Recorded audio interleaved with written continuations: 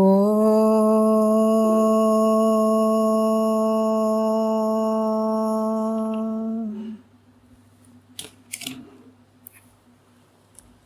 ಗುರುರ್ಬ್ರಹ್ಮ ಗುರುರ್ವಿಷ್ಣು ಗುರುರ್ದೇವೋ ಮಹೇಶ್ವರಃ ಗುರು ಸಾಕ್ಷಾತ್ ಪರಬ್ರಹ್ಮ ತಸ್ಮೈ ಶ್ರೀ ಗುರವೇ ನಮಃ.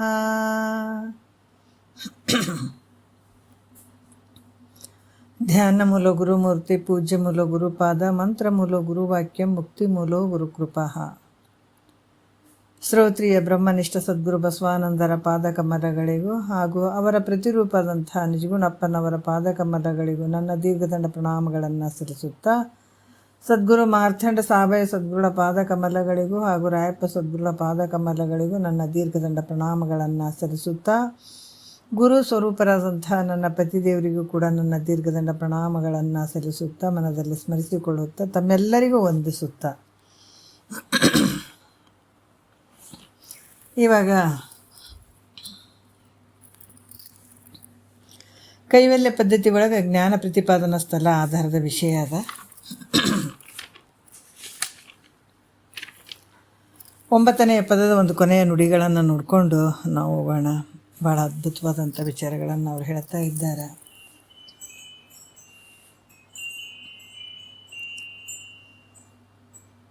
ಭಾಳಷ್ಟು ನಾವು ಪರಮಾತ್ಮ ಎಲ್ಲಿದ್ದಾನ, ಹೇಗಿದ್ದಾನ, ಹೊರಗಡೆ ಇದ್ದಾನ ಅಂತ ಹುಡುಕ್ತೀವಿ.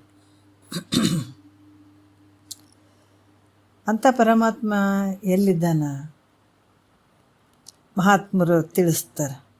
ಅದಕ್ಕೆ ಶಿವಪಥವನ್ನರಿದೊಡೆ ಗುರುಪಥ ಮೊದಲು. ಶಿವಪಥವನ್ನರಿವಡೆ ಗುರುಪಥ ಮೊದಲು. ನಾವು ಶಿವನನ್ನು ತಿಳ್ಕೊಳ್ಬೇಕು, ಭಗವಂತನನ್ನು ತಿಳ್ಕೊಬೇಕು ಅಂತಂದ್ರೆ ಯಾರಿಗೆ ಶರಣಾಗತನಾಗಬೇಕು ಅಂದ್ರೆ ಸದ್ಗುರುವಿಗೆ ಮಾತ್ರ ಶರಣಾಗತನಾಗಬೇಕಾಗ್ತದೆ. ಹಾಗಾದಾಗ ಮಾತ್ರ ನಾವು ಅಂಥ ಶಿವನನ್ನು ತಿಳ್ಕೊಳ್ಳಿಕ್ಕೆ ಸಾಧ್ಯ. ಶಿವ ಜೀವ ಜಗತ್ತು ಹೆಂಗದ ಅಜ್ಞಾನಿಗಳ ದೃಷ್ಟಿಗೆ ಭಿನ್ನ ಭಿನ್ನ ಆಗ್ಯದ. ಶಿವ ಬೇರೆ ಅದಾನ, ಜೀವ ಬೇರೆ ಅದಾನ, ಜಗತ್ತು ಬೇರೆ ಅದ ಅಂತ ಅಂದ್ಕೊಂಡಿದ್ದೀವಿ. ಆದ್ರೆ ಇದನ್ನು ಎಲ್ಲಿದ್ದಾವ, ಶಿವ ಎಲ್ಲಿದ್ದಾನ, ಜಗತ್ತು ಎಲ್ಲೈತೆ, ಜೀವ ಎಲ್ಲಿದ್ದಾನ, ಈ ಎಲ್ಲವನ್ನು ತಿಳಿಸಿಕೊಡುವಂಥ ಸಮಗ್ರ ವಿಚಾರಗಳನ್ನು ತಿಳಿಸುವಂಥ ಒಂದು ಸದ್ಗುರು ಮಾತ್ರ ಸಾಧ್ಯ, ಆತನಿಂದ ಮಾತ್ರ ಸಾಧ್ಯ. ಅದಕ್ಕೆ ಇದಂಥ ಒಂದು ಅಜ್ಞಾನ ಅನ್ನುವಂಥ ಒಂದು ಬಂಧನ ನಮಗಾಗ್ಯದ. ಎಷ್ಟೇ ಗುಡಿ ಗುಂಡಾರ ಸುತ್ತರಿರಿ, ಯಾತ್ರೆಗಳನ್ನು ಮಾಡಿರಿ, ಎಲ್ಲಿ ಹೋದರೂ ಕೂಡ ಅಂಥ ಒಂದು ಆನಂದ ನಮಗೆ ಸಿಗ್ತದೇನೋ, ಬ್ರಹ್ಮಾನಂದ, ಸದಾಕಾಲ ಆನಂದ ನಮ್ಗೆ ಆಗ್ತದೇನಂದರೆ ಇಲ್ಲ. ಎಷ್ಟನ ತಿರುಗಾಡಿ ಬನ್ನಿರಿ. ಅದಕ್ಕೆ ಅವ್ರು ಹೇಳ್ತಾರೆ, ಕಪಟ ಬಳಿದು ಕೋಟಿ ಜಪವನ್ನೇ ಸೆಗಿಬಲು ತಪವನ್ನೇ ಮಾಡಿ ತತ್ವದ ಉಪದೇಶ ಒಡೆಯದೆ ತೋರದಯ್ಯೋ ಸುಖ ತೋರದಯ್ಯೋ. ಎಷ್ಟು ಅದ್ಭುತವಾಗಿ ಹೇಳ್ತಾರಲ್ಲ. ಈ ಒಂದು 9ನೆಯ ನುಡಿಯಲ್ಲಿ ನಿನ್ನ ನಿಜವಿದನೇ ತಿಳಿ ಬೇರೆನ್ನದಲೆ ಮನುಜ ಇದೇ ಮೆನಿಸುವುದು ಆವುದಕ್ಕೆ ತಾನು ಆಶ್ರಯ ಪದವಾಗಿ ಬಾಧೆಯೊಂದದೆ ತೋರುತಿಹ ಸತ್ತೇ ಅಂತ ಇಲ್ಲಿ ಭಾಳ ಅದ್ಭುತವಾಗಿ ಹೇಳ್ತಾ ಇದ್ದಾರೆ. ಇಂದಿನ ವಿಚಾರದಲ್ಲಿ ಇದು ಹೇಳಿದ್ದಾಗ್ಯದ. ಈಗ ನಾವು ಮುಂದಿನ ಒಂದು ವಿಚಾರ ನೋಡೋಣ. ಏನು ಈ ಘಟಪಟಾದಿಗಳು ಇವೇನು ತೋರ್ತಾವ, ಎಲ್ಲ ನಿನ್ನ ಬುದ್ಧಿಗೆ ವಿಷಯಗಳಾಗಿದ್ದಾವ. ಇದು ಘಟ ಐತೆ, ಇದು ಪಟ ಐತೆ, ಯಾಕಂದರೆ ಇದು ಅಸ್ತಿತ್ವ ಬುದ್ಧಿಗೆ ಇದು ಗೋಚರ ಆಗ್ತದೆ. ಅದೇ ಅನ್ನುವಂಥದ್ದು ಸತ್ ಆಗಿರುವಂಥದ್ದು ಅಂತ ಭಾಳಷ್ಟು ವಿಚಾರಗಳ ಹಿಂದಿನ ಒಂದು ನುಡಿಯಲ್ಲಿ ಹೇಳಿದ್ದಾಗ್ಯದ. ಈಗ ನಾವು 3ನೇ ನುಡಿ ನೋಡೋಣ, ಸ್ವಲ್ಪ ನೋಡ್ಕೊಂಡು ಮುಂದೆ ಹೋಗೋಣ. ಎಲ್ಲವನ್ನಾರೈದು ನೋಡಲು ಇಲ್ಲೆನಿಸಿದ ನೇಹ ಎಲ್ಲಿ ನೆಲೆಸುವುದು, ಅದು ತನ್ನಲ್ಲಿಯೇ ಅದರಿಂದ ಸುಖ ಅನ್ನುವಂಥದ್ದು ಹೇಳ್ತಾ ಇದ್ದಾರೆ ಅವರು. ಎಲ್ಲವನ್ನಾರೈದು ನೋಡಲು ಅಂದ್ರೆ ಎಲ್ಲ ವಿಷಯಗಳನ್ನು ವಿಚಾರ ಮಾಡಿ ನೋಡಿದಾಗ,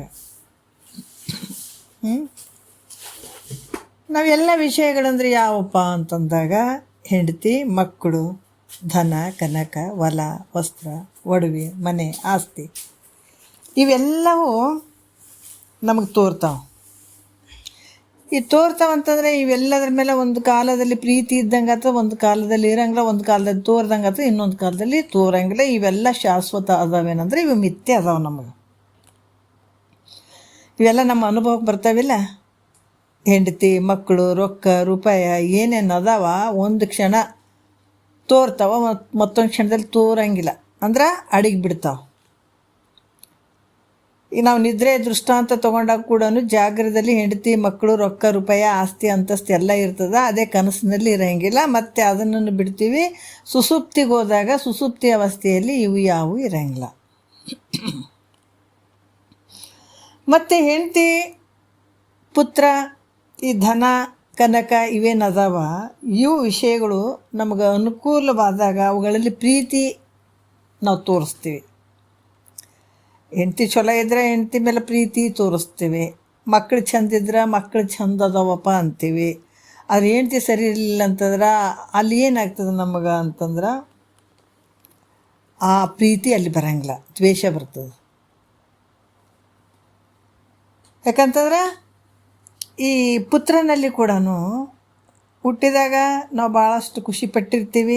ಅದೇ ಮಗ ಚೆನ್ನಾಗಿ ಆಗಲಿಲ್ಲ, ಮುಂದೆ ಆತನಿಂದನೇ ನಮಗೆ ತೊಂದರೆ ಆಗ್ತಿತ್ತು ಅಂತಂದಾಗ ಅವಾಗ ನಮಗೇನಾಗ್ತದೆ, ಸಿಟ್ಟು ಬರ್ತದೆ, ದ್ವೇಷ ಆಗ್ತದೆ. ಅದಕ್ಕೆ ಈ ಸರ್ವ ವಿಷಯಗಳಲ್ಲಿ ಒಂದು ಕಾಲದಲ್ಲಿ ಇದ್ದಂಗೆ ಇನ್ನೊಂದು ಕಾಲದಲ್ಲಿ ಇರೋಂಗಿಲ್ಲ ಅಂತ ನಾವು ತಿಳ್ಕೊಳ್ಬೇಕು. ಹೆಂಗೆ ಪಕ್ಷಿಗಳು ಒಂದು ಗಿಡದ ಮೇಲೆ ಕುಂತು ಇನ್ನೊಂದು ಗಿಡಕ್ಕೆ ಹೆಂಗೆ ಹಾರಿ ಹೋಗ್ತಾವೆ ಹಂಗದಾವ ಯಾವುದು ವಿಷಯಗಳ ಮೇಲೆ ಮಾಡುವಂಥ ಒಂದು ಪ್ರೇಮ, ಆ ಪ್ರೀತಿ ಅನ್ನುವಂಥದ್ದು. ಆದ್ರೆ ಆ ಪ್ರೀತಿ ತೋರಿ ಅದಕ್ಕೆ ಮೈತ್ರಿದೇವಿ ಇದನ್ನೇ ಕೇಳಿದ್ರು ನೋಡ್ರಿ, ಒಂದು ದುಃಖದಳು ತಾನೊಂದದೆ ಪರಿಪೂರ್ಣ ಆನಂದ ಸಂತತ ಮಿರ್ಪ. ಇದನ್ನೇ ಕೇಳಿದಳಕ್ಕೆ. ಈ ಪ್ರೀತಿ ತೋರ್ತದಲ್ಲ, ತೋರಿ ಅದು ಹೋಗದೆ ಪ್ರೀತಿ ತೋರ್ತದ.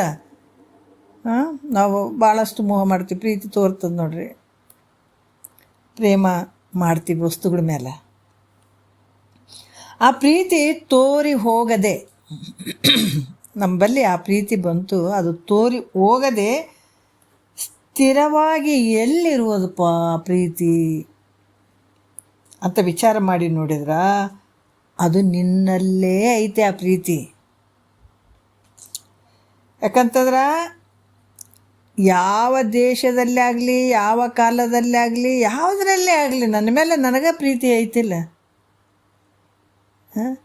ಹಾಗಾಗಿ ತನ್ನ ಮೇಲೆ ತಾನೇ ಪ್ರೀತಿಯಿಂದ ಹೆಂಗಿರ್ತಾನೋ, ಒಂದು ಕಾಲಕ್ಕಾದರೂ ಕೂಡ ನನ್ನ ಶರೀರದ ಮೇಲೆ ನಾನು ಯಾವತ್ತಾದ್ರೂ ಸಿಟ್ಟು ಮಾಡ್ಕೊಂಡಿದ್ದೇನೆ, ಅದನ್ನು ನೆಗ್ಲೆಕ್ಟ್ ಮಾಡ್ಕೋತೀನಿ, ಅಲಕ್ಷ್ಯ ಮಾಡ್ಕೋತೀನಿ ಅಂದರೆ ಇಲ್ಲ.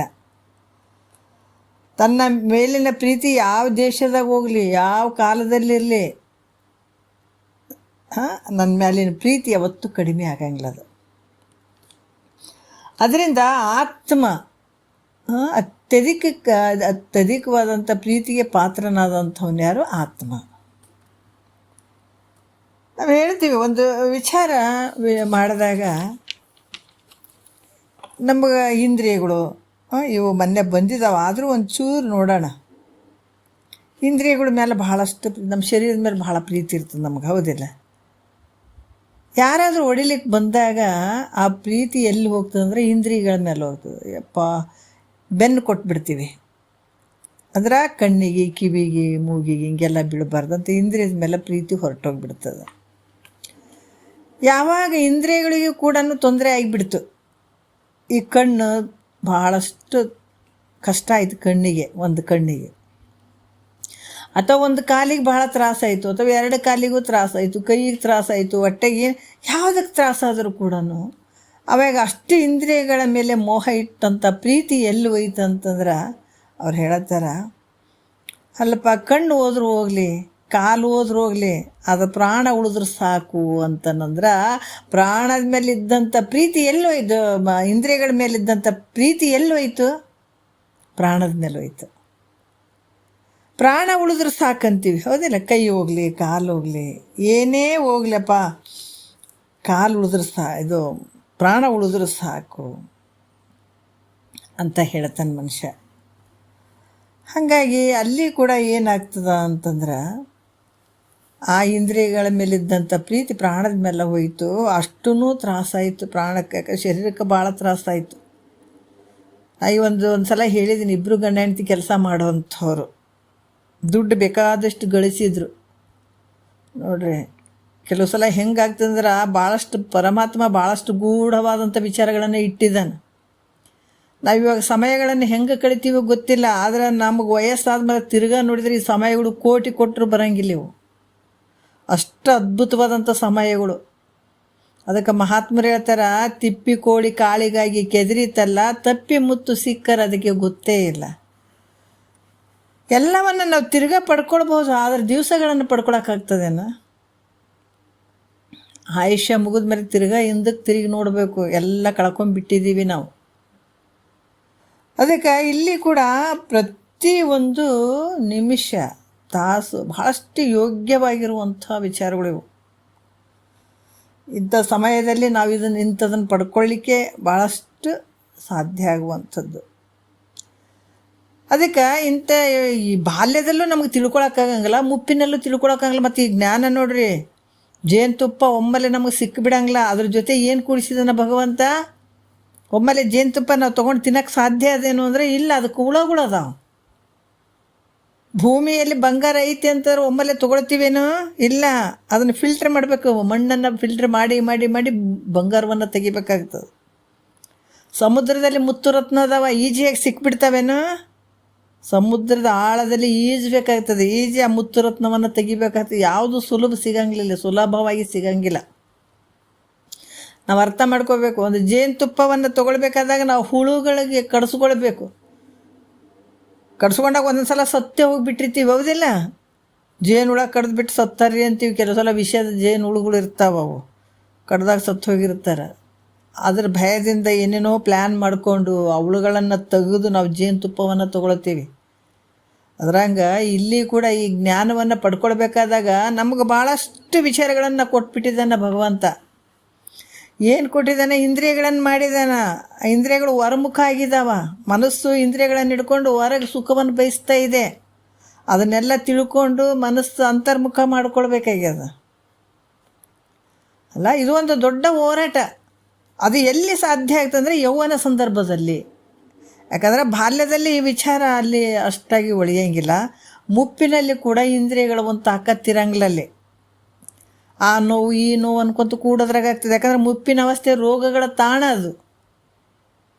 ಮತ್ತು ನೀ ಏನು ದಾರಿ ಹಾಕ್ಕೊಂಡಿದ್ದಿ ಮೊದಲು ಬೀಜ, ಯಾವಾಗ ಯಾವಾಗ ನೀನು ತಿಳುವಳಿಕೆ ಬಂತು ಬಾಲ್ಯದಿಂದ, ಏನು ನೀನು ಬೀಜ ಹಾಕ್ಕೊಂಡಿದ್ದೆ ಅದೇ ಬೆಳೆನೇ ಬರ್ತದೆ. ಮುಪ್ಪಿನಲ್ಲಿ ಬೇರೆ ಏನಾರು ಬರ್ತದೇನಂದರೆ ಇಲ್ಲ. ಆ ಒಂದು ಸಂಸ್ಕಾರ, ಆ ಒಂದು ಭಾವದಲ್ಲಿ ಹೋದಾಗ ಇಂಥ ಭಗವಂತನ ಸ್ಮರಣೆ ಅಲ್ಲಿ ಬರೋಂಗಿಲ್ಲ, ಇದು ಕೇಳೋಕ್ಕೂ ಆಗಂಗಿಲ್ಲ ಅಲ್ಲಿ ಮುಪ್ಪಿನ ಅವಸ್ಥೆಯಲ್ಲಿ. ಹಾಗಾಗಿ ಭಾಳಷ್ಟು ಕಷ್ಟಕ್ಕೊಳಗಾಗ್ತಾನೆ. ಅಲ್ಲಿ ಕೂಡ ಜ್ಞಾನವನ್ನು ಪಡ್ಕೊಳ್ಳೋಕ್ಕಾಗಂಗಿಲ್ಲ. ಇಲ್ಲಿ ಒಂದು ಬಹಳ ಗೂಢಾರ್ಥವಾದಂಥ ವಿಚಾರಗಳನ್ನು ಇಟ್ಬಿಟ್ಟಿದ್ದಾನೆ. ಎಲ್ಲಿ ಯೌವನ ಸಂದರ್ಭದಲ್ಲಿ ಅಲ್ಲಿ ಮನಸ್ಸು ಹೆಂಗಾಗ್ತದಂತಂದ್ರೆ ಮದವೇರಿದಂಥ ಆನೆ ಥರ ಇರ್ತದೆ ಮನಸ್ಸು ಯೌವನ ಸಂದರ್ಭದಲ್ಲಿ. ಅದಕ್ಕೆ ಹೇಳ್ತಾರೆ, ಈ ದುರಿತಕ್ಕೆ ಹೇಳಿ ಮಾಡಿಸಿದಂಥ ಕಾಲ ಯಾವುದು? ಪಾಪಗಳಿಗೆ ಹೇಳಿ ಮಾಡಿಸಿದಂಥ ಕಾಲ ಯಾವುದು ಅಂದರೆ ಯೌವನ ಕಾಲ. ಹಲವಾರು ಪಾಪದ ಘಟನೆಗಳು ನಡೆದು ಬಿಡ್ತಾವ ಯೌವನ ಸಂದರ್ಭದಲ್ಲಿ. ಯಾಕಂದ್ರೆ ಆ ಮನಸ್ಸು ಹಂಗಿರ್ತದೆ. ಅಂಥ ಮನಸ್ಸನ್ನು ಪಳಗಿಸ್ಬೇಕಾಗ್ಯದ ಇಲ್ಲಿ. ಈ ಜ್ಞಾನವನ್ನು ಪಡ್ಕೊಳ್ಬೇಕಾದ್ರೆ ಈ ಮನಸ್ಸನ್ನು ಹೆಂಗೆ ಬೇಕಂಗೆ ಬಿಡುವಂಗಿಲ್ಲ. ಇದನ್ನು ಪಳಗಿಸ್ಬೇಕಾಗ್ಯದ. ಆನೆಯನ್ನು ಹೆಂಗೆ ಪಳಗಿಸಿ ಮಾವುತ ತನ್ನ ಕೈಯಲ್ಲಿ ಹಿಡ್ಕೋತಾನೆ ಅದನ್ನು. ಆನೆ ದೊಡ್ಡ ಪ್ರಾಣಿ ಅಲ್ಲ, ಅಂಥ ಆನೆಯನ್ನು ಪಳಗಿಸಿ ತನ್ನ ಕೈ ವಶ ಮಾಡ್ಕೋತಾನಲ್ಲ ಮಾವುತ. ಅದ್ರಂಗ ಈ ಮನಸ್ಸು ಮದವೇರಿದಂಥ ಮನಸ್ಸನ್ನು ಪಳಗಿಸಿ ಕೈಯಲ್ಲಿ ಹಿಡ್ಕೊಳ್ಳುವಂಥದ್ದು ಏನೈತಿದೆ ದೊಡ್ಡ ಕೆಲಸ ಇದು.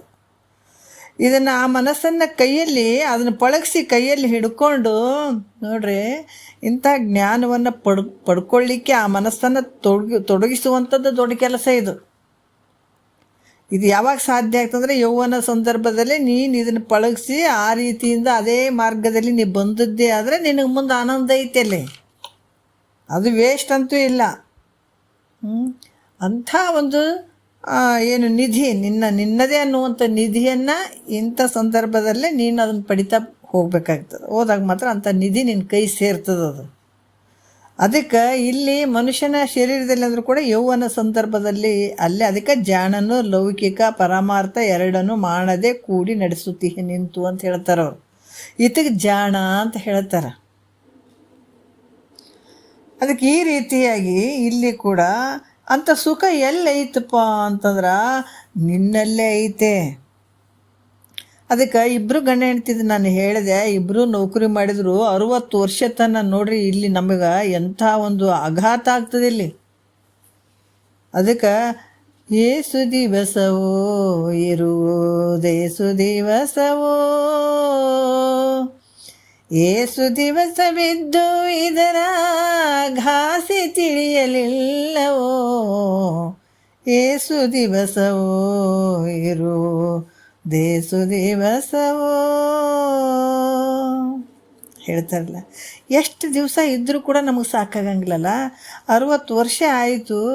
ಅದಕ್ಕೆ ಹೆಂಡ್ತಿ ಮಕ್ಕಳು ದುಡಿಯೋದಕ್ಕೆ ಸಂಸಾರಕ್ಕೆ ನೌಕರಿ ಅದಾಯ್ತು ಇದಾಯ್ತು ಅಂತ 60 ವರ್ಷ ದುಡಿಸಿ ಬಿಡ್ತೀವಿ. ಶರೀರ ಯಾವುದಕ್ಕೂ ಬರಲಾರ್ದಕ್ಕೆ ದುಡಿಸಿಬಿಟ್ಟಿರ್ತೀವಿ. ಹೆಂಡ್ತಿ ಮಕ್ಕಳು ಸಂಸಾರ ಇಂಥದಕ್ಕೆಲ್ಲ ಬಳಸಿಬಿಟ್ಟಿರ್ತೀವಿ. ಇನ್ನು 60 ವರ್ಷ ಆದ ನಂತರ ಇನ್ನು ಮುಗಿದ ಒಯ್ತು ಇನ್ನೇನಿರ್ತದೆ ಹೇಳ್ರಿ ಶರೀರ. ಯಾಕಂದ್ರೆ ಅನಿಸ್ತಿದ್ದ ಅನ್ನ ಯಾರಾದರೂ ಊಟ ಮಾಡೋಕ್ಕೆ ಇಷ್ಟಪಡ್ತಾರೇನು ಹೇಳ್ರಿ. ಮುಂಜಾನೆ ಮಾಡಿದ್ದು ಫ್ರೆಶ್ ಇದ್ದಂಥದ್ದು, ಆಮೇಲೆ ಮಧ್ಯಾಹ್ನ ಒಂದು ಸ್ವಲ್ಪ ಪರವಾಗಿಲ್ಲ ಚೆನ್ನಾಗಿರ್ತದೆ. ಮುಪ್ಪಿನ ಅವಸ್ಥೆ ಒಳಗೆ ನಿನಗೆ ಅದು ಕುಂದ್ರಕ್ಕೂ ಆಗಂಗಿಲ್ಲ. ಆ ನೋವು ಈ ನೋವು ಎಲ್ಲ ಶುರುವಾಗ್ತದೆ ಅಂತಂದಾಗ ಇಂಥ ಜ್ಞಾನ ಅಳವಡ್ತದೇನಂದ್ರೆ ಖಂಡಿತ ಅಳವಡಕ್ಕೆ ಸಾಧ್ಯ ಇಲ್ಲ. ಅದಕ್ಕೆ ಜಾಣ ಆದಂಥವ ನಿನ್ನ ಸಂಸಾರ ಮಾಡಬೇಡ ಅಂದಿಲ್ಲ. ಸಂಸಾರದ ಜೊತೆ ಇದಕ್ಕಾಗಿ ಸಮಯವನ್ನು ಕೊಟ್ಟು ಇದನ್ನು ಪಡ್ಕೋ ಅಂತ ಹೇಳುವಂಥದ್ದು. ಆದರೆ ನಿಜವಾದ ಸುಖ ನಾವು ಭಾಳಷ್ಟು ಪಕ್ಕ ನಾವು ಅರ್ಥ ಮಾಡ್ಕೋಬೇಕು. ಪರ್ಮನೆಂಟ್ ಸುಖ, ಟೆಂಪ್ರವರಿ ಸುಖ. ಯಾರಾದರೂ ಟೆಂಪ್ರವರಿ ನೌಕರಿ ಅಂದ್ರೆ ಇಷ್ಟಪಡ್ತೀವೇನೋ ನಾವು? ಇಲ್ಲಲ್ಲ. ನಮಗೇನು ಅಂದ್ರೆ ಟೆಂಪ್ರವರಿ ಆದ್ರೆ ಚಲೋ ರೀ ನೌಕರಿ ಅಂತ ಪಡ್ಕೋತೀವಿ, ಹೌದಿಲ್ಲ? ಅದಕ್ಕೆ ಟೆಂಪ್ರವರಿ ನೌಕರಿನೇ ಬೇಡ ಅಂತಂದವರು ಮತ್ತಿದು ಟೆಂಪ್ರವರಿ ಸುಖಕ್ಕಾಗಿ ಜನ್ಮ ಜನ್ಮಾಂತರದಲ್ಲಿ ಕಳೆದು ಬಿಟ್ಟಿವಲ್ಲ ಈ ಶರೀರ.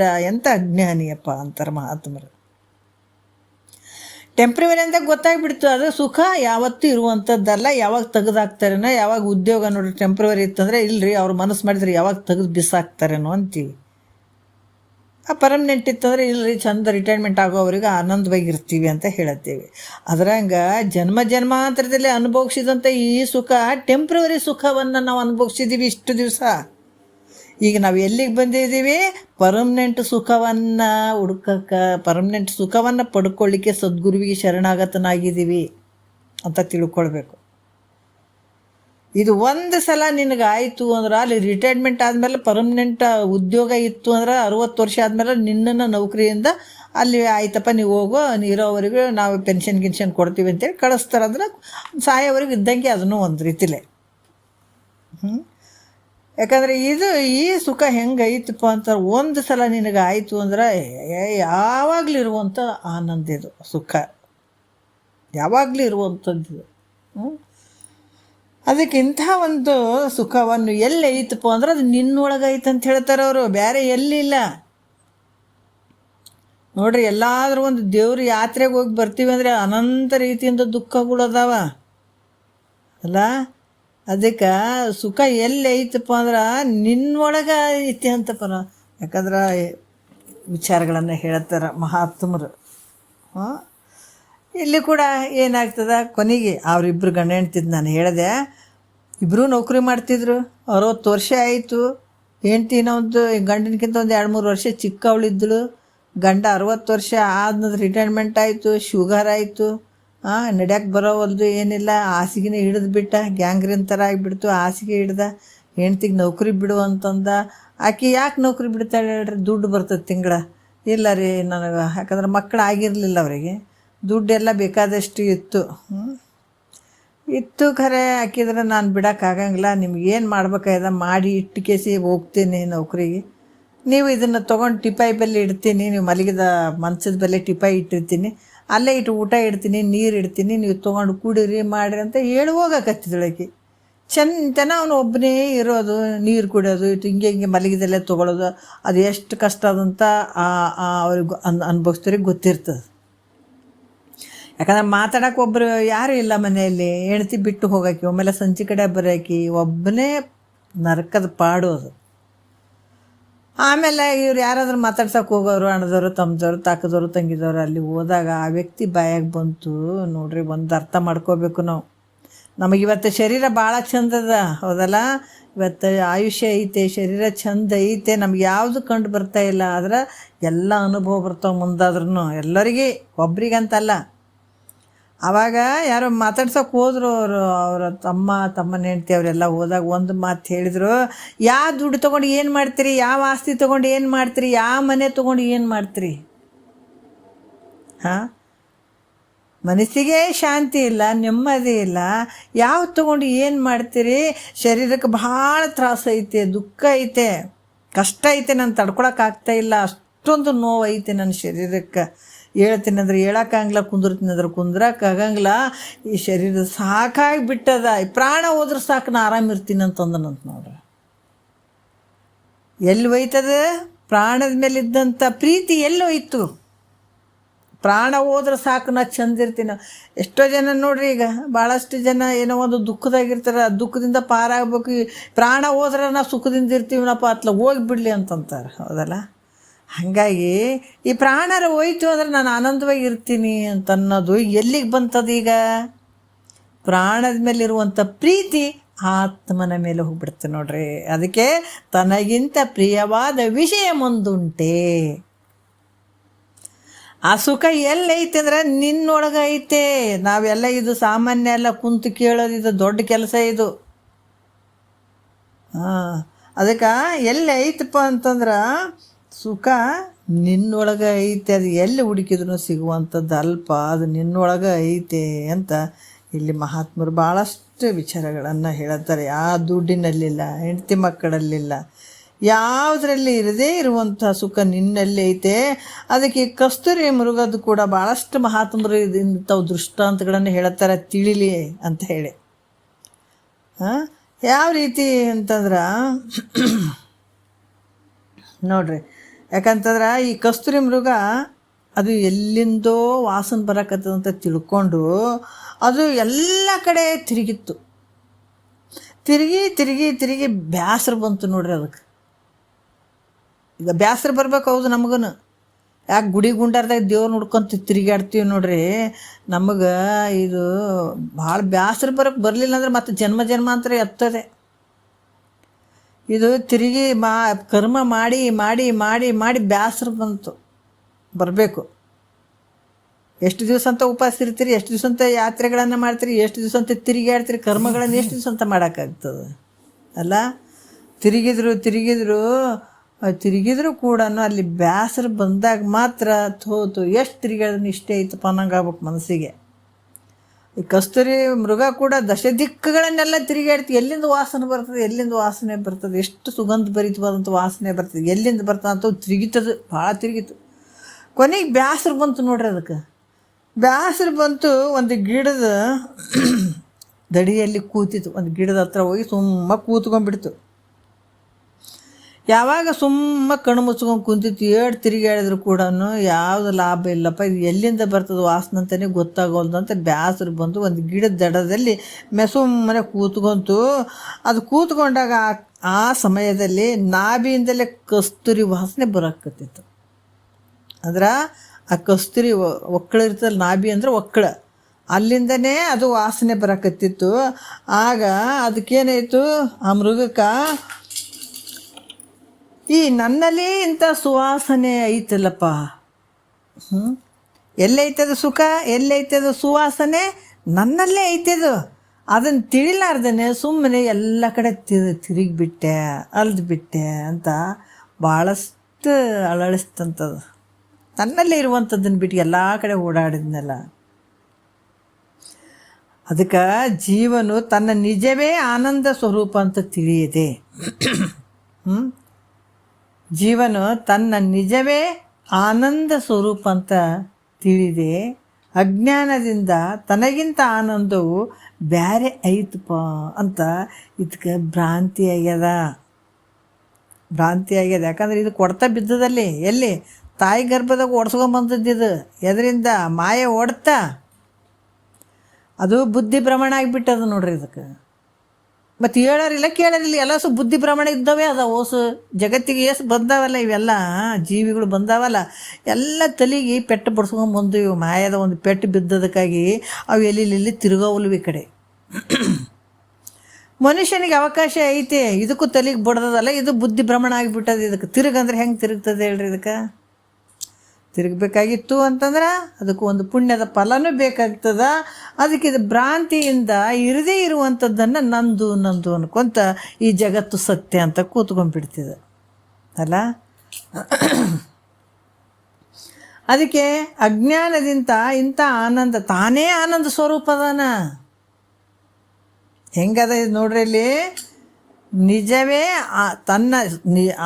ತನ್ನ ಸ್ವರೂಪನೇ ಆನಂದದ ಸ್ವರೂಪ ಇದ್ದುಕೊಂಡು ಅಜ್ಞಾನದಿಂದ ತನಗಿಂತ ಆನಂದ ಬೇರೆ ಐತಂತ ಹುಡುಕ್ಲಕತ್ತಿದ್ದು ವಿಷಯಗಳಲ್ಲಿ ಹುಡುಕಿತ್ತು. ಅದು ಬೇರೆ ಬೇರೆ ಕಡೆ ಹುಡ್ಕಕತ್ತಿದ್ದು, ತಾನೇ ಆನಂದ ಸ್ವರೂಪದನ ವಿಷಯಗಳಲ್ಲಿ ಆನಂದ ಐತಂತ ಹುಡ್ಕಕತ್ತೇನಿತ್ತ. ಅದಕ್ಕೆ ಈ ರೀತಿ ಭ್ರಾಂತಿ ಆಗ್ಯದ. ಅದಕ್ಕೆ ಆನಂದ ಸ್ವರೂಪನೇ ನೀನು ಇದ್ದುಕೊಂಡು ಆನಂದ ಬೇರೆ ಐತಂತ ತಿಳಿಬೇಡ, ನೀನೇ ಆನಂದ ಸ್ವರೂಪ ಇದೆ. ದವಾಖಾನೆಗೆ ಹೋಗ್ಬೇಕಾದಾಗ ಎಲ್ಲಿಗೆ ಹೊಂಟಿಯಪ್ಪ ಅಂತಾರೆ, ಆರಾಮಿಲ್ಲರಿ ಡಾಕ್ಟ್ರ್ ಹತ್ರ ಹೋಗ್ತೀನಿ ಅಂತಾನೆ. ಮೊದಲು ಏನಿದ್ದತ್ತ? ಆರಾಮೇ ಇದ್ದ, ನಡುವೇನಾಗ್ಯದ ಆರಾಮಿಲ್ಲ. ಎಲ್ಲಿ ಹೋಗಕತ್ತಾನ? ಡಾಕ್ಟ್ರ್ ಹತ್ರ ಹೋಗಕತ್ತಾನೆ. ಡಾಕ್ಟ್ರ್ ಏನು ಕೊಟ್ಟ? ಔಷಧಿಗಳನ್ನು ಕೊಡ್ತಾನೆ. ಔಷಧಿಗಳನ್ನು ತೊಗೋತಾನೆ, ಮತ್ತೇನಾಗ್ತಾನೆ? ಮೊದಲಿನ ಸ್ಥಿತಿಗೆ ಆಗ್ತಾನೆ. ಮೊದಲು ಹೆಂಗಿದ್ದು? ಮೊದಲು ಆರಾಮೇ ಇದ್ದತ್ತ, ಆರಾಮ ಇದ್ದತ್ತಿಗೆ ಇತ್ತೀಗ ಅಲ್ಲಿ ರೋಗ ಬಂದಿತ್ತು, ಗುಳಿಗೆ ತೊಗೊಂಡ, ರೋಗ ವಾಸಿ ಆಯಿತು, ಮೊದಲಿನ ಥರ ಅದ. ಇಲ್ಲ ನಮಗೇನಾಗ್ಯದ? ನಮಗೂ ಆರಾಮಿಲ್ಲ. ಹೆಂಗೆ ಆರಾಮಿಲ್ಲ? ಭ್ರಾಂತಿಯಿಂದ ಕೂಡ್ಯದ, ಅಜ್ಞಾನವಶ ಆಗ್ಯದ. ಅದಕ್ಕೆ ಮೊದಲು ಆರಾಮಿರಲಿಲ್ಲ. ಏನಂದ್ರೆ ಆರಾಮಿದ್ದೆ ಮೊದಲ, ಸೃಷ್ಟಿ ಪೂರ್ವದಲ್ಲಿ ನೀನು ಆರಾಮಿದ್ದವನು. ಇದು ಯಾವಾಗ ನಿನಗೆ ಮಾಯದ ಹೊಡೆತ ನಿನಗೆ ಬಿತ್ತು ಅಂದಾಗ ನಿನಗೆ ಆರಾಮಿಲ್ದಂಗೆ ಆಗ್ಯದ. ಈಗ ಮತ್ತು ಎಲ್ಲಿಗೆ ಹೋಗ್ಬೇಕೀಗ? ಸದ್ಗುರುನ ಹತ್ರ ಬಾ. ಸದ್ಗುರುನಾಥನ ಹತ್ರ ಬಂದಾಗ ಆತ ಗುಳಿಗೆ ಕೊಡ್ತಾನೆ, ಔಷಧ ಕೊಡ್ತಾನೆ, ಹಿಂಗೆ ಇರಪ್ಪ ಅಂತ ಹೇಳ್ತಾನೆ. ನೀ ಹಂಗಿದ್ದಿ ಅಂದರೆ ನಿನಗೆ ಬಂದಂಥ ಭಾವಬಂಧನದ ರೋಗ ನಿವೃತ್ತಿ ಆಗ್ತದೆ. ಅವಾಗ ನೀ ಮೊದಲು ಹೆಂಗಿದ್ದಿ ಹಂಗೆ ಆನಂದ ಪುರುಷ ಆಗಿಬಿಡ್ತಿದ್ದಿ. ಇರೋದು ವ್ಯತ್ಯಾಸ ಇಷ್ಟೇ. ಅದಕ್ಕೆ ಬೇರೆ ಅಂತ ತಿಳ್ಕೊಬಿಡ. ಆನಂದ ನನಗಿಂತ ಭಿನ್ನ ಐತಪ್ಪ, ಬೇರೆ ಐತೆ, ಅಲ್ಲಿ ಹುಡ್ಕೋಬೇಕು, ತೊಗೊಳ್ಬೇಕಂತ ಆನಂದವಂತ ಅಂದ್ಕೊಳ್ಬೇಡ. ಯಾಕಂದ್ರೆ ನೀನು ಹೆಂಗಿದಿ ಆನಂದದ ಸ್ವರೂಪನೇ ನೀನಿದ್ದಿ. ಅದಕ್ಕೆ ಬೇರೆ ಐತೆ ಅಂತ ತಿಳಿಬೇಡಪ್ಪ ಅಂತ ಇಲ್ಲಿ ಹೇಳುವಂಥದ್ದು. ಇಲ್ಲಿ ಮತ್ತೆ ಹೇಳ್ತಾರೆ ವಿಚಾರಗಳನ್ನು. ಆತ್ಮ ಹೆಂಗದನ? ಸತ್ತು ಚಿತ್ತು ಆನಂದ ಸ್ವರೂಪವಾಗಿರುವಂಗ 4 ಅಭಾವಗಳಿಗೆ ವಿಲಕ್ಷಣ ಆಗಿದ್ದಾನ. ಯಾವ ರೀತಿ ವಿಲಕ್ಷಣ ಆಗಿದ್ದಾನ? ನಿತ್ಯ ಆಗಿರ್ತಾನೆ, ನಿತ್ಯ ಆಗಿರುವನು. ಹಿಂಗೆ ಸತ್ತು ಚಿತ್ತು ಆನಂದ ನಿತ್ಯನಾಗಿರುವಂಥವನು 4 ಅಭಾವಗಳಿಗೆ ವಿಲಕ್ಷಣನಾಗಿದ್ದಾನ ಅನ್ನುವಂಥದ್ದನ್ನು 4ನೆಯ ನುಡಿಯಲ್ಲಿ ಹೇಳ್ತಾರೆ. ಭಾಳ ಅದ್ಭುತವಾದಂಥ ವಿಚಾರ ಹೇಳ್ತಾರೆ. ಪ್ರಾಗ್ಭಾವ ಮೊದಲಾದವು ಈ ಘಟಾಳಿಗಳಿಗಲ್ಲದೆ ಹೇಗೈದು ತನ್ನೊಳಗಿಲ್ಲವಾಗಿ ವಿಚಾರಿಸಿ ನಿತ್ಯ ಅಂತ ಹೇಳ್ತಾರೆ. 4ನೇದ್ದು ಪ್ರಾಗ್ಭಾವ ಅಂದರೆ ಉತ್ಪತ್ತಿ ಪೂರ್ವದಲ್ಲಿ ಇಲ್ಲ, ಉತ್ಪತ್ತಿ ಆಗುವಂಥ ಮೊದಲ. ಅದನ್ನು ಉದಾಹರಣೆ ಹೇಳ್ತಾರೆ. ಭಾಳ ಅದ್ಭುತವಾದಂಥ ವಿಚಾರಗಳು ಅದಾವ. ಈ ದೃಶ್ಯವಾಗಿ ಕಾಣ್ತಾ ಇದ್ದದಲ್ಲ, ಈ ಜಗತ್ತು ಹೆಂಗೈತಂದ್ರೆ ಭೂತ ಭೌತಿಕ. ಇಲ್ಲಿ ಈ ಭೂತ ಭೌತಿಕದಿಂದ ಕೂಡಿದಂಥ ಪ್ರಪಂಚ ಇದು. ಇದೆಲ್ಲ ಮೊದಲಿತ್ತನು ಅಂದರೆ ಇಲ್ಲ. ಇದು ಜಗತ್ತು ಉತ್ಪತ್ತಿ ಆಗೋದಕ್ಕಿಂತ ಮುಂಚೆ ಈ ದೃಶ್ಯವಾದಂಥ ವಸ್ತುಗಳೇನಾದ್ರು ಇದ್ದುವನಲ್ಲಿ ಅಂದರೆ ಏನೂ ಇಲ್ಲ ಅಲ್ಲಿ. ಅದಕ್ಕೆ ಇಲ್ಲಿ ಕೂಡ ಏನು ಹೇಳ್ತಾರ, ನಾವು ಉದಾಹರಣೆ ಹೇಳ್ಬೇಕಾದ್ರೆ ಈ ಗಡಿಗೆ ಅದ, ಗಡಿಗೆ ಮಡಿಕೆಗಳನ್ನು ನೋಡ್ತೀವಿ. ಮಡಿಕೆ, ಆ ಮಡಿಕೆ ಐತಲ್ಲ, ಮಡಿಕೆ ಆಗೋದಕ್ಕಿಂತ ಮುಂಚೆ ಏನಿತ್ತು? ಬರೇ ಮಣ್ಣಿತ್ತು. ಮಡಿಕೆ ಇತ್ತು ಅನ್ನೋದು. ಗಡಿಗೆ ಆಗೋದಕ್ಕಿಂತ ಮುಂಚೆ ಏನಿತ್ತು? ಬರೇ ಮಣ್ಣಿತ್ತು. ಮಡಿಕೆ ಇತ್ತೇನೋ ಅಂದರೆ ಇಲ್ಲ. ಅದ್ರಂಗ ಸೃಷ್ಟಿ ಏನು ಉತ್ಪತ್ತಿ ಆಗ್ಯದಲ್ಲ, ಅದ್ರ ಪೂರ್ವದಲ್ಲಿ ಸೃಷ್ಟಿ ಇತ್ತೇನೋ ಅಂದರೆ ಇಲ್ಲ. ಅದಕ್ಕೇನಂತಾರೆ? ಇಲ್ಲದ್ದು. ಅದರಿಂದ ಅದಕ್ಕೆ ಪ್ರಾಗ್ಭಾವ ಅಂತ ಹೇಳಿಸ್ಕೊಳ್ತದೆ. ಮತ್ತು ನಾಶ ಆದ ನಂತರ ಇಲ್ಲದೇ ಇರುವಂಥದ್ದು. ನಾವು ಯಾಕಂದ್ರೆ ಗಡಿಗೆ ಒಂದು ದೃಷ್ಟಾಂತನೇ ತಗೊಳ್ಳೋಣ. ಮಡಿಕೆ ಆಗೋಕ್ಕಿಂತ ಮುಂಚೆ ಬರೀ ಮಣ್ಣಿತ್ತು, ಆಮೇಲೆ ಮಡಿಕೆ ತೋರಿತ್ತು ನಮಗೆ. ಈ ಮಡಿಕೆ ಆದಂತಂದ್ರೆ ಅದು ಹೊಡೆದು ಹೋದ್ಮೇಲೆ ತೋರ್ತದನ್ನು ಮಡಿಕೆ ತೋರಂಗಿಲ್ಲ. ತೋರಿದಂಗಾಯ್ತು, ಅದು ನಾಶ ಆದಮೇಲೆ ಮತ್ತೇನಾಯ್ತಂದ್ರೆ ಅದು ಇಲ್ಲ ಅಂತ ಅನಿಸ್ತದೆ, ಮಡಿಕೆ ಕಾಣಂಗಿಲ್ಲ, ನಮಗೆ ತೋರಂಗಿಲ್ಲ. ಅದಕ್ಕೆ ಪ್ರಧ್ವಂಸ ಭಾವ ಅಂತ ಹೇಳ್ತಾರೆ. ಪ್ರಧ್ವಂಸ ಭಾವ ಅಂತ ಹೇಳ್ತಾರೆ. ಅದು ಮತ್ತು ಒಂದ್ರೊಳಗೆ ಒಂದು ಇರದೇ ಇರುವಂಥದ್ದು. ಈಗ ಒಂದ್ರಾಗ ಈ ಘಟದಲ್ಲಿ ಪಟ ಇಲ್ಲ, ಪಟದಲ್ಲಿ ಘಟ ಇಲ್ಲ, ಒಂದ್ರೊಳಗೆ ಒಂದಿಲ್ಲ. ಅದಕ್ಕೆ ಇದಕ್ಕೆ ಏನು ಹೇಳ್ತಾರೆ, ಅನ್ಯೋನ್ಯ ಅಭಾವ ಅಂತ ಅನಿಸ್ಕೊಳತ್ತದ. ಅನ್ಯೋನ್ಯ ಅಭಾವ ಇಲ್ಲವೇ ಇಲ್ಲ, ಒಂದ್ರಾಗ ಒಂದು ಇಲ್ಲವೇ ಇಲ್ಲ. ಅಂದರೆ ಘಟದಲ್ಲಿ ಪಟ ಇಲ್ಲ, ಪಟದಲ್ಲಿ ಘಟ ಇಲ್ಲ, ಇಲ್ಲವೇ ಇಲ್ಲ. ಈ ರೀತಿಯಾಗಿ ಅಂದ್ರೆ ಅನ್ಯೋನ್ಯ ಅಭಾವ ಅಂತ ಎನಿಸ್ಕೊಳ್ತದೆ. ಮತ್ತು ಈ ಕಾರಣ ನೋಡ್ರಿ, ಕಾರಣ ವ್ಯತಿರಿಕ್ತ ಕಾರ್ಯ ಇಲ್ಲವೇ ಇಲ್ಲ. ಅಂದ್ರೆ ಮಣ್ಣಿಲ್ಲ, ಮಡಿಕೆ ಆಗ್ತದೇನೋ ಇಲ್ಲ. ಕಾರಣ ಮಣ್ಣದ ಅದಲ್ಲ, ಕಾರಣ ಮಣ್ಣದ, ಕಾರ್ಯ ಏನಾಗ್ಯದ ಇಲ್ಲಿ? ಗಡಿಗೆ ಆಗ್ಯದ. ಎಷ್ಟು ನೀವು ಸೂಕ್ಷ್ಮ ಕೇಳ್ತೀರ ಅಷ್ಟು ನಿಮ್ಗೆ ಒಳ್ಳೆಯದದು ನೋಡ್ರಿ. ಕಾರ್ಯ ಆಗಿರುವಂಥದ್ದು ಯಾವುದು? ಕಾರ್ಯ ಮಡಿಕೆ ಆಗ್ಯದ. ಮಡಿಕೆ ಕಾರಣ ಆಗಿರುವಂಥದ್ದು ಯಾವುದು? ಮಣ್ಣದ. ಮಣ್ಣು ಕಾರಣ, ಕಾರ್ಯ ಆಗಿರುವಂಥದ್ದು ಮಡಿಕೆ, ಹೌದಿಲ್ಲ? ಆದ್ರೆ ಕಾರಣವ ಮಣ್ಣು ಬಿಟ್ರೆ ಕಾರ್ಯ ಇಲ್ಲವೇ ಇಲ್ಲ. ಮಣ್ಣು ಒಂದೇ ಅದ. ನಿಮ್ಮ ಮಡಿಕೆ ಒಳಗೆ ನೋಡ್ರಿ, ಕಂಠದಲ್ಲೂ ಮಣ್ಣದ, ಮಧ್ಯದಲ್ಲೂ ಮಣ್ಣದ, ತಳದಲ್ಲೂ ಮಣ್ಣದ, ಎಲ್ಲ ಕಡೆ ಮಣ್ಣು ತುಂಬ್ಯದ, ಹೌದಲ್ಲ? ಅದಕ್ಕೆ ಮಣ್ಣು ಒಂದು ಬಿಟ್ರೆ ಯಾವುದೇನು ಕಾಣ್ತಾನೆ ಇಲ್ಲ, ಇಲ್ಲವೇ ಇಲ್ಲ ಅಂತ ಈ ರೀತಿ ತಿಳ್ಕೊಳ್ಳುವಂಥದ್ದು ಏನು ಅನ್ನಿಸ್ತದ? ಅತ್ಯಂತ ಅಭಾವ ಅನ್ಸ್ಕೊತ, ಇಲ್ಲವೇ ಇಲ್ಲ. ಈಗ ನಾಮರೂಪದಿಂದ ಕೂಡಿದಂಥ ಮಡಿಕೆ ಇರ್ತದಾನೆ ಯಾವತ್ತಾದ್ರೆ? ನಿಜ ಐತೇನು? ಇರೋದು ಮಣ್ಣೆ, ಮೊದಲು ಮಣ್ಣು, ನಡುವು ಮಣ್ಣು, ಅದು ಆದಮೇಲೆ ಮಣ್ಣೆ ಅದ ಇರೋದು. ಅದರ ನಾಮರೂಪದಿಂದ ಇದು ಮಣ್ಣಿನ ಮಡಿಕೆ ಅಂತ ಹೇಳ್ತೀವಿ, ಹೌದಾ? ನಾಮದಿಂದ ಮಡಿಕೆ ಅಂತ ಕಾಣಿಸ್ತದ, ಮಡಿಕೆ ಅಂತ ಹೇಳ್ತೀವಿ, ರೂಪದಾಗ ಮಡಿಕೆ ಅಂತ ತೋರ್ತದೆ ನಮಗೆ. ಅದ್ರ ನಿಜವಾಗಿ ನೋಡಿದಾಗ ಅದ್ರ ತುಂಬ ಏನೈತೆ? ಬರೀ ಮಣ್ಣೈತೆ. ಬರೀ ಕಾರಣ ಒಂದು ಬಿಟ್ಟರೆ ಕಾರ್ಯ ಇಲ್ಲವೇ ಇಲ್ಲ. ಇದು ಅತ್ಯಂತ ಅಭಾವ ಅಂತ ಅನಿಸುವಂಥದ್ದು. ಅದಕ್ಕೆ ಇಲ್ಲಿ ಮತ್ತು ಹೇಳ್ತಾರೆ, ಘಟದ ಉತ್ಪತ್ತಿ ಪೂರ್ವದಲ್ಲಿ ಬರೀ ಮಣ್ಣಿತ್ತು, ನಾಶ ಆದ ನಂತರ ಘಟ ತೋರ್ತದಂದ್ರೆ ಕೂಡ ಅಲ್ಲಿ ಬರೀ ಮಣ್ಣದ, ಹೌದಿಲ್ಲ?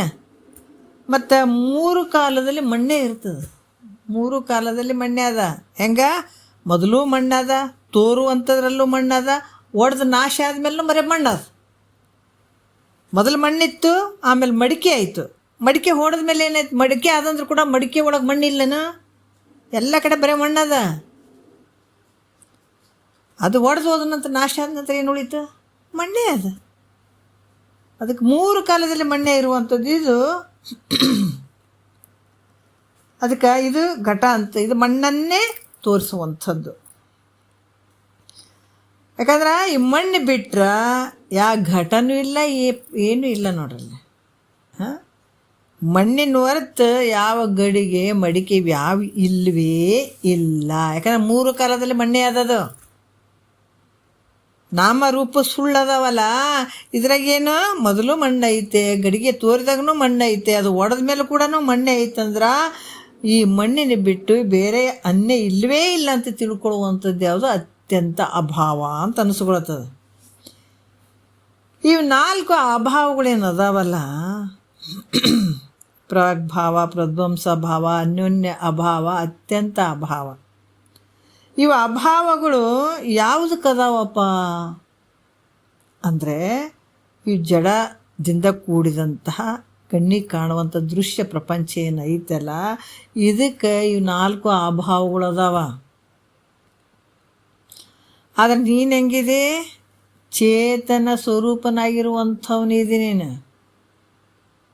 ಚೇತನ ರೂಪವಾದಂಥ ಆತ್ಮನಿಗೆ ಈ 4 ಅಭಾವಗಳು ಇಲ್ಲ. ಅದರಿಂದ ಆತ್ಮ ಹೆಂಗದಾನ? ಯಾವಾಗಲೂ ಅದಾನ. ಅರ್ಥ ಆಯ್ತಲ್ಲ? ಮೊದಲು ಮಣ್ಣೈತೆ, ಮಡಿಕೆ ತೋರಿದಾಗೂ ಮಣ್ಣೈತೆ, ಒಡೆದು ನಾಶ ಆದಮೇಲೆ ಕೂಡ ಮಣ್ಣೇ ಐತೆ. ಅದಕ್ಕೆ ಇಲ್ಲಿ ಕೂಡ ಹೇಳ್ತಾರ, ಆತ್ಮ ಹೆಂಗದಾನಂದ್ರೆ ಯಾವಾಗಲೂ ಇರುವಂಥವನದಾನ, ನಿತ್ಯ ಆಗಿದಾನತ. ನಿತ್ಯ ಯಾವಾಗಲೂ ಇರುವಂಥವನು. ಯಾಕಂದ್ರೆ ಆತ ಸಚ್ಚಿದಾನಂದ ಸ್ವರೂಪದಿಂದ ಕೂಡಿದಂಥದ್ದನತ.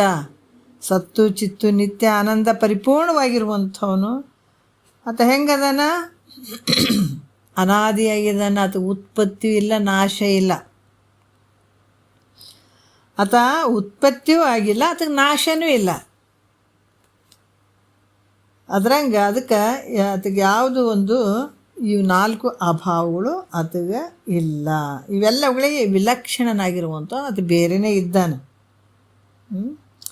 ಅದಕ್ಕೆ ಈ ರೀತಿಯಾಗಿ ಆತ ಹೆಂಗದಾನ? ಮತ್ತು ಕಾಲ ಪರಿಚ್ಛೇದ ರಹಿತನಾಗಿದ್ದಾನ, ಯಾವುದಕ್ಕೂ ಒಳಗಾಗಿಲ್ಲತ. ಅಂದ್ರೆ 3 ಕಾಲದಲ್ಲಿ ಇರುವಂಥವನು. ನಿನ್ನ ಸ್ವರೂಪ ಹೆಂಗೈತೆ ಅಂದ್ರೆ 3 ಕಾಲದಲ್ಲಿ ಇರುವಂಥದ್ದು. ಭೂತಕಾಲದಲ್ಲಿ, ವರ್ತಮಾನ ಕಾಲ, ಭವಿಷ್ಯತ್ ಕಾಲದಲ್ಲಿ ನೀನೇ ಇರ್ತಿದ್ದಿ. ಜಾಗ್ರ, ಸ್ವಪ್ನ, ಸುಸುಪ್ತಿಯಲ್ಲಿ ನೀನೇ ಇರ್ತಿದ್ದಿ. ಅದಕ್ಕೆ 3 ಕಾಲಗಳಲ್ಲಿರುವಂಥದಕ್ಕೆ ಭಾವರೂಪವಾಗಿದ್ದಾನ. ಅದರಿಂದ ಅತ್ಯಂತ ಅಭಾವವಿಲ್ಲ. 4 ಅಭಾವಗಳಿಂದ ಕೂಡಿದಂಥ ಅನಿತ್ಯವಾದಂಥ ಪ್ರಪಂಚಕ್ಕೈತಿ ಹೊರತಾಗಿ ನಿನಗಿಲ್ಲ. ನೋಡ್ರಿ, ಈ ರೀತಿ 4 ಅಭಾವಗಳಿಗೆ ವಿಲಕ್ಷಣನಾಗಿರುವಂಥದ್ದು ನಿನ್ನ ಸ್ವರೂಪ ಐತೆ. ಅದರಿಂದ ನೀನು ಹೆಂಗಿದೆ ಅಂದ್ರೆ ನಿತ್ಯ ಇದೆ, ಯಾವಾಗಲಿರುವಂಥವನಿದೆ. ಜಾಗ್ರದಲ್ಲೂ ಇದೆ, ಸ್ವಪ್ನದಲ್ಲಿದೆ, ಸುಸುಪ್ತಿಯಲ್ಲಿ 84 ಲಕ್ಷ ಜೀವರಾಶಿಯಿಂದ ಬಂದದ್ದು ನೀನೇ ಇದೆ. ಅದಕ್ಕೆ ಮೊದಲ ಜನ್ಮದ ದೇಹ, ಈ ದೇಹವಿನ್ನು ಮುಂದೊದಗುವ ದೇಹವೇ ಬೇರೆ ಬೇರೆ. ಪುದಿದು ನೀನೋರ್ವನವರೊಳಗಲ್ಲದೆ ಕರ್ಮದುದಯದಿ ದೇಹಿಯಾಗಿ ಹೋದರಿಂದ ಅಂತ ಹೇಳ್ತಾರೆ. ಯಾಕಂದ್ರೆ ಗಡಿಗೆ ಹೆಂಗೆ ತೋರಕತ್ತದ ಹಂಗೆ ಶರೀರ ತೋರಕತ್ತದ, ಆದರೆ ಗಡಿಗೆ ಒಳಗೆ ಮಣ್ಣಿಲ್ಲನು ಅದ್ರಂಗೆ ಈ ಶರೀರ ತೋರಕತ್ತದ. ಯಾವುದರಿಂದ? ನಿನ್ನ ಕರ್ಮಕ್ಕನುಸಾರವಾಗಿ ತೋರಕತ್ತದ. ಅದಕ್ಕೆ ಇಲ್ಲೇನು ಮಾಡ್ತಾರೆ?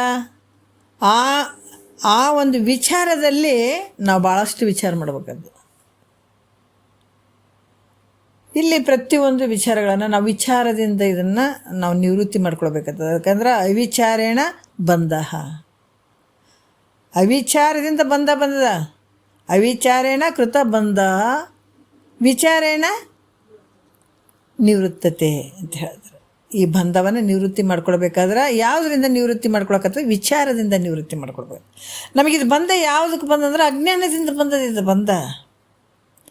ಅದಕ್ಕೆ ಇಲ್ಲಿ ಕೂಡ ಇಂಥ ಒಂದು ನಿನ್ನ ಸ್ವರೂಪ ಹೆಂಗೈತಪ್ಪ ಅಂತಂದ್ರೆ ನಿತ್ಯವಾಗಿರುವಂಥದ್ದು, ಯಾವಾಗಲೂ ಇರುವಂಥ ಸ್ವರೂಪ ನಿಂದು. ಎಷ್ಟು ಶರೀರಗಳು ಬಂದಿದ್ದಾವೆ, ಹೆಂಗೆ ಬಂದಿದ್ದಾವೆ ನಾವು ಅರ್ಥ ಮಾಡ್ಕೊಳ್ಬೇಕು ಅಲ್ಲ. ಹುಟ್ಟಿನಿಂದ ಸಾಯೋವರೆಗೂ ಶರೀರ ಒಂದೇ ಐತಿ ಇಲ್ಲಿಗ. ಆದರೆ ಬಟ್ಟೆಗಳು ಎಷ್ಟು ಹಾಕ್ಕೊಂಡಿವಿ ನೆನಪದ ನಮಗೆ?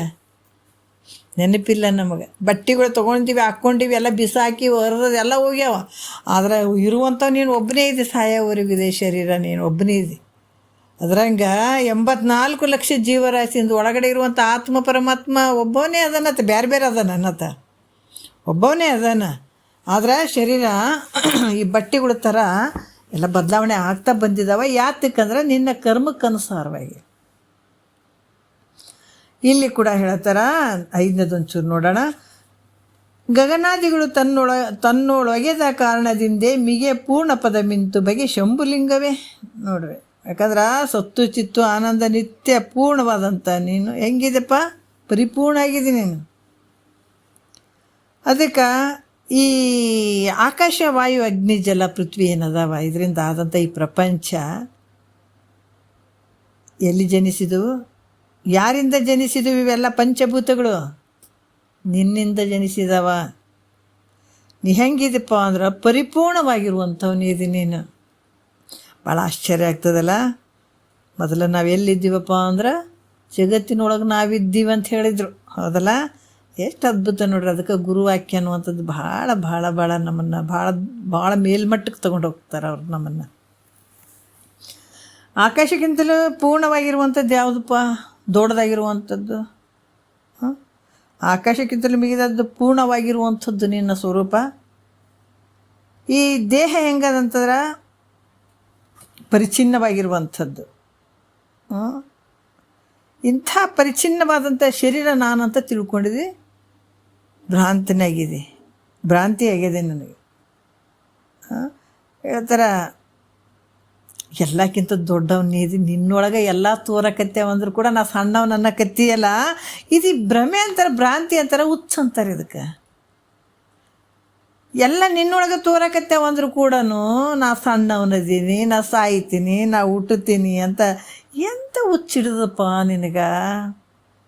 ಎಲ್ಲಕ್ಕಿಂತ ದೊಡ್ಡವನಾಗಿದ್ದು ನೀ ಸಣ್ಣವನಂತ ತಿಳ್ಕೊಂಡಿಯಲ್ಲ, ಇದು ಎಂಥ ಅಜ್ಞಾನ ಅದು ನಿನಗೆ. ಅದಕ್ಕೆ ಸದ್ಗುರು ಅಂತ ತಿಳಿಸ್ತಾನೆ, ಅಲ್ಪ ನೀನು ಪರಿಪೂರ್ಣನಾಗಿರುವಂಥವ್ನಿದಿ.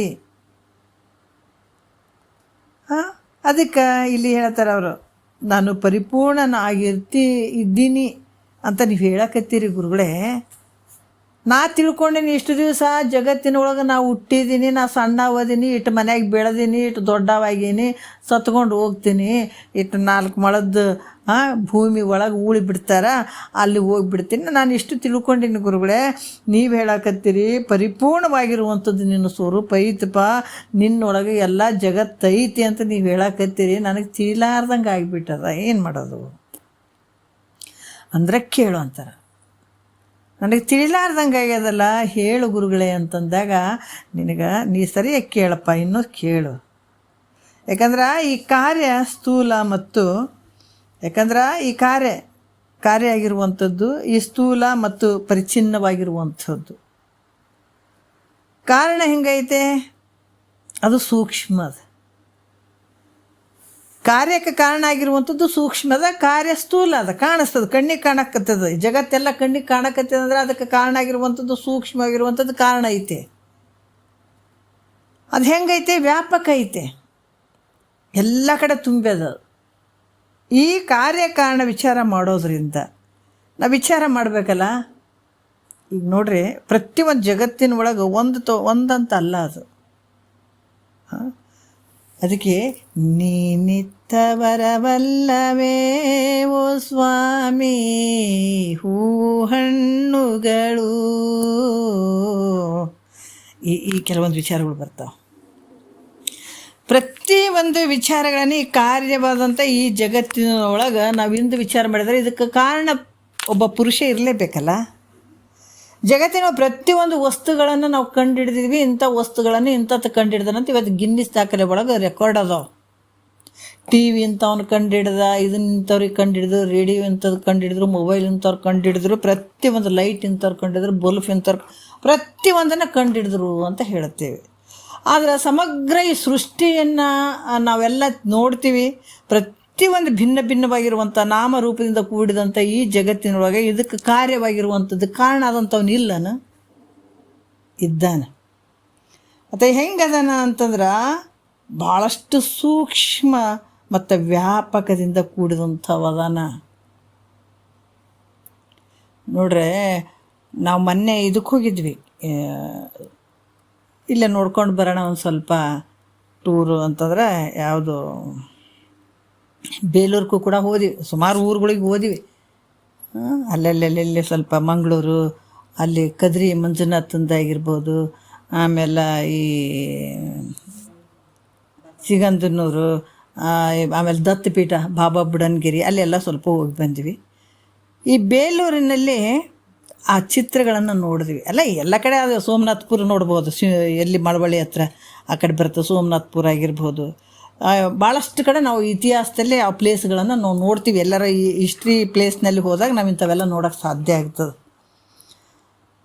ಕೆಲವು ನೋಡಬೇಕು, ಸೃಷ್ಟಿ ಒಳಗೆ ಭಾಳಷ್ಟು ವಿಚಿತ್ರ ಅದ, ಅಷ್ಟೂ ನಮ್ಗೆ ಹೋಗಲ್ಲ. ಕೆಲವು ಎಲ್ಲೆಲ್ಲಿ ಹೋಗ್ತೀವಿ, ಕೆಲವೊಂದು ಪ್ಲೇಸ್ಗಳಿಗೆ ಸಮಯ ಇದ್ದಾಗ, ನಮಗೆ ದುಡ್ಡು ಇದ್ದಾಗ, ಅಥವಾ ಎಲ್ಲಾದರೂ ಹೋಗ್ಬಾರ್ದಂತಿಲ್ಲ, ಸುಮ್ಮನೆ ನೋಡಿ ಬರೋದಕ್ಕೆ. ಯಾಕಂದರೆ ಎಲ್ಲ ರೂಪನೂ ತಾನೇ ಅಂತ ತಿಳ್ಕೊಂಡು ಇಂಥ ಜ್ಞಾನವನ್ನು ಪಡ್ಕೊಂಡಂಥ ಜ್ಞಾನಿ ಎಲ್ಲ ಕಡೆ ತನ್ನ ರೂಪನೇ ಕಾಣಿಸ್ತಾನಂದಾಗ ಬೇರೆ ಭಿನ್ನಕ್ಕೆ ಅವಕಾಶ ಇರೋಂಗಿಲ್ಲ ಅಲ್ಲಿ. ಆದ್ರೆ ಆ ಒಂದು ಬೇಲೂರಿನಲ್ಲಿ ಆ ಕಲ್ಲಿಗೆ ಬರೆದಂಥ ಚಿತ್ರಗಳನ್ನು, ಕಟ್ಟದಂಥ ಚಿತ್ರಗಳನ್ನು, ಆ ಕಲೆಯನ್ನು ನೋಡಬೇಕು. ನಿಜವಾಗಿ ಯಾವ ಮನುಷ್ಯರಿಗೆ ಮಾಡಲಿಕ್ಕೆ ಬರದೇ ಇರುವಂಥ ಆ ಕಲೆಗಳು ಅವು. ಆ ಚಿತ್ರಗಳು ಎಷ್ಟು ಅವ್ರ ಕೈಯಲ್ಲಿ ಆ ಕಲ್ಲುಗಳು ಮೃದುವಾಗಿಬಿಟ್ವೇನೋ ಅನ್ನಿಸ್ತದೆ. ಯಾಕಂದ್ರೆ ಭಗವಂತ ಅದಕ್ಕೆ ಯಾವ್ಯಾವ ಸಂದರ್ಭದಲ್ಲಿ ಭಗವಂತ ಯಾವ ರೂಪದಾಗ ಬಂದು ಹೆಂಗೆ ಮಾಡ್ಕೋತಾನೆ ಹೇಳೋಕ್ಕಾಗಂಗಿಲ್ಲ, ಪ್ರಕಟ ಆಗ್ತಾನೆ, ಇಲ್ಲ ಅಂತ ಇಲ್ಲ.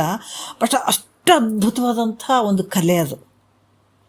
ಒಂದು ಸಣ್ಣ ಸಣ್ಣ ಸಣ್ಣ ನಾವು ಪೆನ್ ಪೇಪರ್ ಹಿಡ್ಕೊಂಡು ಒಂದು ಬುಕ್ಕಿನಲ್ಲಿ ಒಂದು ಪೇಜಿನಲ್ಲಿ ತೊಗೊಂಡು ಆ ಚಿತ್ರವನ್ನು ಬರಿತೀನಿ ಅಂತಂದ್ರೆ ಸಾಧ್ಯ ಆಗಂಗಿಲ್ಲ. ಮುಂದ್ಗಡೆ ಅದು ನೋಡಿ ನೋಡಿ ಬರಿತೀವಿ ಅಂದ್ರೆ ಸಾಧ್ಯ ಆಗಲ್ಲ. ಅಂದಾಗ ಆ ಕಲ್ಲಿನಲ್ಲಿ ಯಾವ ರೀತಿ ಕೆತ್ತಿರಬೇಕು, ಕಾರ್ಯವನ್ನು ನೋಡಿ ಕಾರಣವನ್ನು ಕಂಡುಹಿಡಿಬೇಕಾಗ್ತದೆ ನಾವು.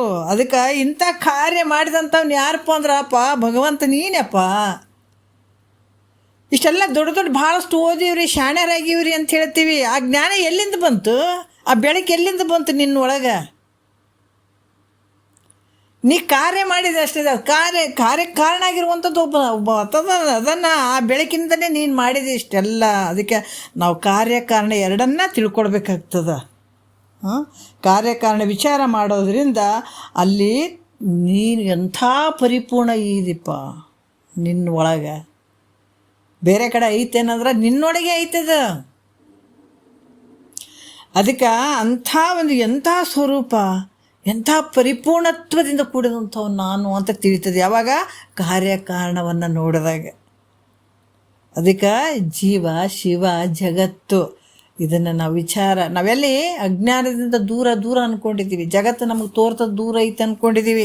ಶಿವ ದೂರ ಅದಾನಂತ ತಿಳ್ಕೊಂಡಿದ್ದೀವಿ. ನಾ ಜೀವಾತ್ಮ ಕನಿಷ್ಠ ಅದಿನಂತ ತಿಳ್ಕೊಂಡಿದ್ದೀವಿ.